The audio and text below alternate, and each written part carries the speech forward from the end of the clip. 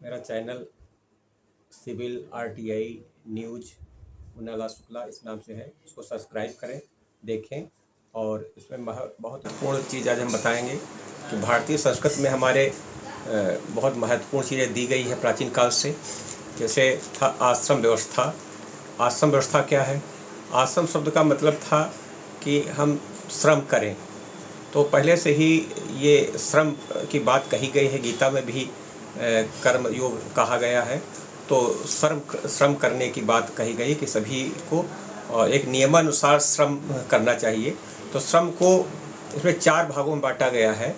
आश्रम को 4 आश्रम हुआ करते थे। कौन कौन से आश्रम थे? तो पहला आश्रम ब्रह्मचर्य आश्रम, दूसरा गृहस्थ आश्रम, तीसरा वानप्रस्थ आश्रम और चौथा आश्रम था संन्यास आश्रम। तो पहला 0 से लेकर 25 साल तक के लिए ब्रह्मचर्य आश्रम कहा जाता था, और दूसरा गृहस्थ आश्रम 25 से 50 साल तक के लिए, और 50 से लेकर 75 साल तक के लिए वानप्रस्थ आश्रम, और 75 से लेकर 100 साल तक वो संन्यास आश्रम माना जाता था। यानी पूरी उम्र को 4 भागों में बांटा गया था, जिसके अनुसार अलग दिया गया था कि पहला ब्रह्मचर्य आश्रम रहेगा। तो ब्रह्मचर्य आश्रम क्यों अनिवार्य था? ब्रह्मचर्य उस समय गुरुकुलों में शिक्षा दी जाती थी, और कोई भी चाहे वो राजा हो, किसी का भी पुत्र हो, वो गुरु के समीप पे रह करके और उसका उपनयन संस्कार होता था। उपनयन संस्कार का मतलब होता था गुरु के समीप रहना, और उपनयन संस्कार करने के बाद में वो वहाँ आश्रम में ब्रह्मचर्य का पालन करने के लिए रहता था। उसको बौद्धिकता और नैतिकता का विकास करने के लिए उसका मानसिक विकास भी होता था। इस प्रकार से उसका ब्रह्मचर्य क्यों जरूरी था? क्योंकि उसमें वो ब्रह्मचर्य पूर्वक रहेगा, अपनी सभी इंद्रियों पर संयम रखेगा। किसी प्रकार के अन्य जो है ब्रह्मचर्य का अर्थ वेदों अर्थात महान आचार्य का विचरण करना था, वेदों का अध्ययन करना था, जीवन में महान अनुसरणों का अनुगमन करना था, ब्रह्मचर्य के मार्ग पर चलना, अपने इंद्रियों को पूर्ण नियंत्रण में रखना, और ब्रह्मचर्य के द्वारा वो तपस्या एक प्रकार से होती थी और जिससे वो शक्ति प्राप्त करता था। तो ब्रह्मचर्य के बिना शक्ति संचय करना संभव नहीं है। ये स्वामी विवेकानंद जी ने भी अपने अष्टांग योग में बताया हुआ है कि ब्रह्मचर्य, और महर्षि पतंजलि ने इसके पहले बताया था। तो ब्रह्मचर्य का मतलब यही है कि हम अपने वीर को पूर्ण रूप से संरक्षित करें और अपनी इंद्रियों को, और दुनिया में सभी जो भी स्त्रियां हैं वो सब हमारी मातृभाव की भावना बहन के रूप में सबको देखें। तो ब्रह्मचर्य करने से हमारे अंदर बहुत शक्ति आती थी। तो ब्रह्मचर्य केवल अध्ययन करना ही नहीं था, अपितु उसका प्रशिक्षण दिया जाता था। इंद्रियों को, इच्छाओं पर नियंत्रण करना सिखाया जाता था। इस प्रकार की नैतिक शिक्षा दी जाती थी। नैतिक शिक्षाएं, नैतिक कहानियाँ उसको बताई जाती थी कि ताकि बच्चा जो है प्रारंभ ही नैतिकता की बात, संस्कार की बात, ये सारी शिक्षा में समाहित थी, जो आज खत्म हो गई है। तो नैतिकता की शिक्षा, जीवन की कठोर, इस आश्रम का उद्देश्य था कठोरता, कि अपने को पूर्ण रूप से तपा करके और अहंकार का विनाश करना। इस आश्रम का भी उद्देश्य था कि अहंकार नहीं करना, सभी इंद्रियों पर पूर्ण नियंत्रण हो जाए। ब्रह्मचर्य का आश्रम प्रारंभ उपनयन संस्कार के साथ हो जाता था, और मनु ने बालिकाओं के उपनयन संस्कार पर छूट दी थी, कि पर रोक थी। वर्ण अथवा जात के आधार पर मतों का विभाजन हुआ। ब्राह्मण को गायत्री मंत्र का जाप करने के लिए बताया गया था जो था, और क्षत्रिय के लिए त्रिष्टुप मंत्र, वैश्य के लिए जयंती मंत्र। इस प्रकार मेखलाओं का निर्धारण किया गया। मेखलाएं ब्राह्मण के लिए उस घास की मेखला, क्षत्रिय के लिए अयस की, और वैश्य के लिए ऊन से बनी। प्रत्येक वर्ण के लिए ब्रह्मचर्य आश्रम की आयु भी रखी गई। ब्राह्मण की 8 वर्ष में, जब 8 वर्ष का बालक ब्राह्मण हो जाता था तो आश्रम में शिक्षा के लिए चला जाता था। क्षत्रिय का 11 वर्ष का और वैश्य का 12 वर्ष का। ब्रह्मचर्य आश्रम में एक ब्रह्मचारी को अपने वेदों का चुनाव करना होता था। संपूर्ण ब्रह्मचर्य आश्रम में किसी एक वेद का अध्ययन किया जाता था। ब्रह्मचारी भी 2 प्रकार के होते थे, नैष्ठिक, श्रवण। नैष्ठिक विद्यार्थी संपूर्ण जीवन अध्ययन करते हैं अनुश्रवण विवाह तक अध्ययन करते थे। ब्रह्मचर्य आश्रम में परिवार से कोई संबंध नहीं होता था। ब्रह्मचर्य आश्रम में, इस आश्रम में आत्म विकास का प्रशिक्षण दिया जाता है। ब्रह्मचर्य आश्रम छात्र के आर्थिक पृष्ठभूमि का कोई भाग नहीं होता था। सभी छात्र एक साथ रहकर अध्ययन किया करते थे। गुरुकुल आश्रमों में रहते थे, चाहे वो राजा का लड़का हो, चाहे कोई सामान्य हो।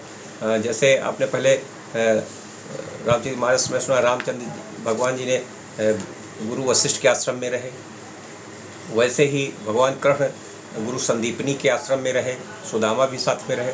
तो सभी इस प्रकार से ब्रह्मचर्य जब उसका 25 साल तक पूर्ण हो जाता था, उसको शिक्षा पूर्ण हो जाती थी, तब उसको गृहस्थ आश्रम के लिए प्रस्तुत किया जाता था। और उसके गृहस्थ आश्रम में कई प्रकार का था, उसको पारिवारिक जीवन में उसको भेजा जाता था। गृहस्थ आश्रम का संस्कार के बाद प्रारंभ होता है। ये संस्कार गुरुकुल आश्रम में होता था, एक प्रकार की दीक्षांत संस्कार था।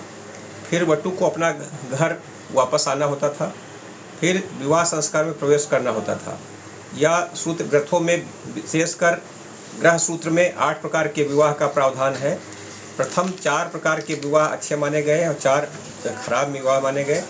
ब्रह्म विवाह, उसमें से विवाह कौन कौन से हैं? 8 विवाह थे, 4 अच्छे हैं। ब्रह्म विवाह, इस ब्रह्म विवाह में अलंकृत कन्या प्रदान की जाती है। इस विवाह में दहेज का इस पर प्रचलन नहीं था, लेकिन जब वर परिवार को सहित दिया जाता था तो कुछ उपहार दिए जाते थे, उपहार दे दिए जाते थे, ना कि जो है कोई दहेज की प्रथा नहीं थी। यह विवाह का सर्वोत्तम रूप था। दहेज के बारे में स्मृतियों में कुछ नियम बताए गए हैं। दहेज शब्द दाह से बना है, मतलब उत्तराधिकार। याज्ञवल्क्य स्मृति और बृहस्पति स्मृति में प्रावधान है, भाइयों को अपने बहन के विवाह में अपने हिस्सा का 1/4 भाग देना होता था। इसे ही दहेज कहा गया था।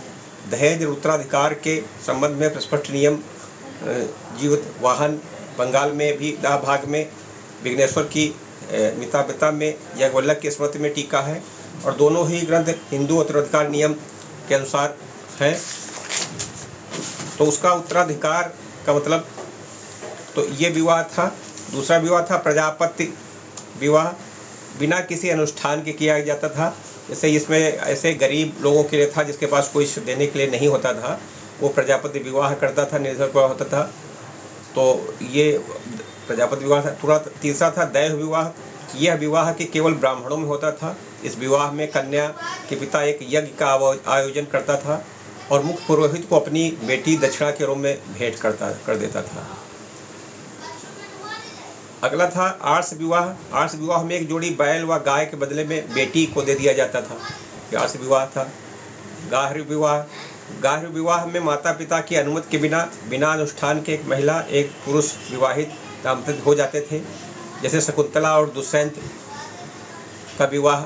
अभिज्ञान शकुंतला में अपनी बात हुई। हिडम्बा, भीम का विवाह हुआ महाभारत काल में। भीम की शादी हिडम्बा से हुआ। आसुर विवाह, कृति विवाह, इस विवाह को कन्या मूल दिया जाता था। कन्या का मूल देकर के विवाह करना आज भी कई जनजातियों में इस प्रकार के विवाह का प्रचलन है। फिर राक्षस विवाह, यह अपहरण विवाह कहा जाता था, ये अच्छा नहीं माना जाता था। पैशाच विवाह, इससे अत्यधिक निष्क्रिय विवाह माना जाता था, इसलिए इसे पैशाच विवाह कहा गया। इस गृहस्थ में व्यक्ति को 5 यज्ञ ये विवाह का था। अब जो व्यक्ति गृहस्थ में आएगा उसको 5 यज्ञों का करने का अनिवार्य था। 5 यज्ञ कौन से थे? ब्रह्मयज्ञ में ब्रह्मचर्य आश्रम के पश्चात अध्ययन बनाए रखना, स्वाध्याय बनाए रखना। जो ब्रह्मचर्य बताया गया था उसको स्वाध्याय लगातार गीता और रामायण और अन्य वेदों का अध्ययन करते रहना, ये था। देवयज्ञ, देवताओं की आहुति दान करना, आहुतियाँ देवताओं का अनुष्ठान करना, शिव देवताओं की आहुति देना, पूजा करना।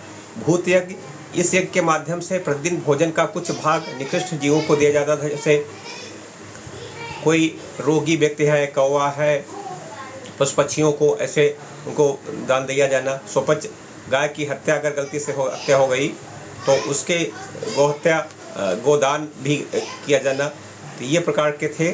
पितृयज्ञ, जो पितरों को हवि प्रदान करना, जल देना, हवि देना।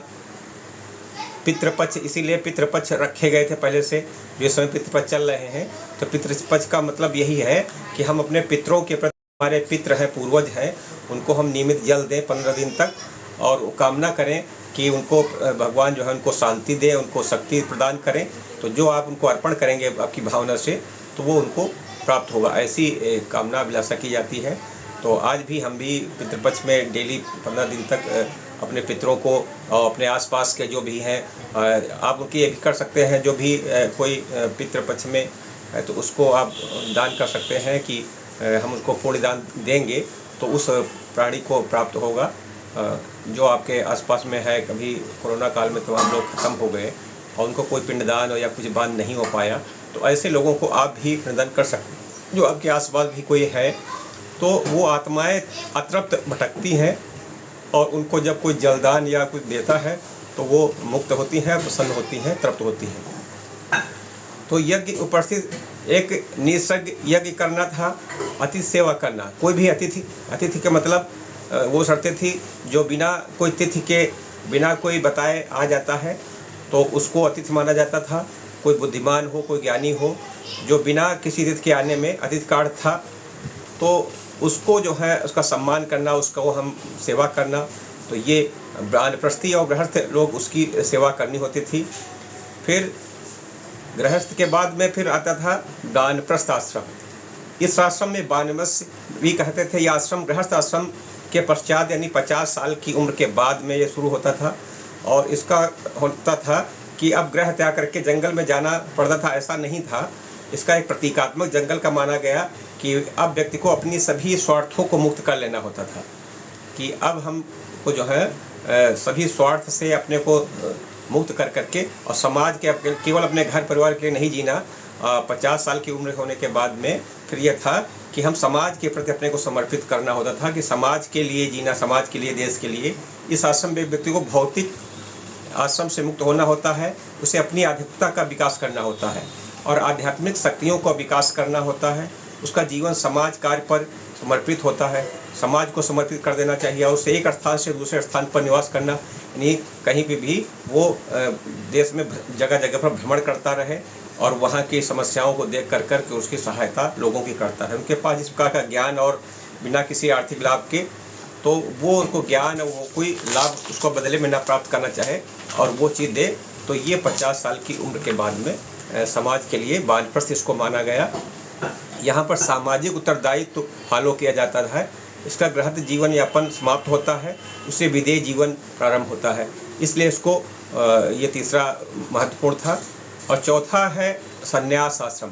संन्यास आश्रम जिसमें 75 साल के ऊपर जब व्यक्ति हो जाता है, उसको अब आश्रम में स्वयं जाकर के संन्यास ग्रहण करने की बात थी। पहले भी राजा लोग जो भी थे तो वो अपने उत्तराधिकारियों को राजपाट या घर बार सौंप कर करके और सीधे वनवास में चले जाते थे, और वहीं जाकर के तपस्या साधना कर करके। तो ये 4 को अर्थ भी थे, जैसे धर्म, अर्थ, काम, मोक्ष। तो धर्म, सबसे पहले धर्म पूर्वक अर्थ करना, धर्म पर चलना, धर्म गृहस्थ आश्रम में रहते हुए धर्म का पालन करना, और अर्थ पैदा करना, धर्म अर्थ, और काम की तृप्ति करना। जो हमारे कार्य हैं वो भी सब गृहस्थ आश्रम में पूरे होंगे। और अंतिम में मोक्ष, धर्म अर्थ काम मोक्ष। तो मोक्ष के प्रति संन्यास आश्रम में जाकर कर हम मोक्ष की मुक्ति के लिए, इस जीव आत्मा को इस शरीर से मुक्त करने के लिए तपस्या कठोर करना, ये संन्यास आश्रम था, कि ताकि हमारा अगले जन्म ये हो। तो अब इस प्रकार से ये हमारा रखा गया। हम हमारे चैनल को सब्सक्राइब करें। कल हम और महत्वपूर्ण जानकारी आपको देंगे। बहुत बहुत धन्यवाद।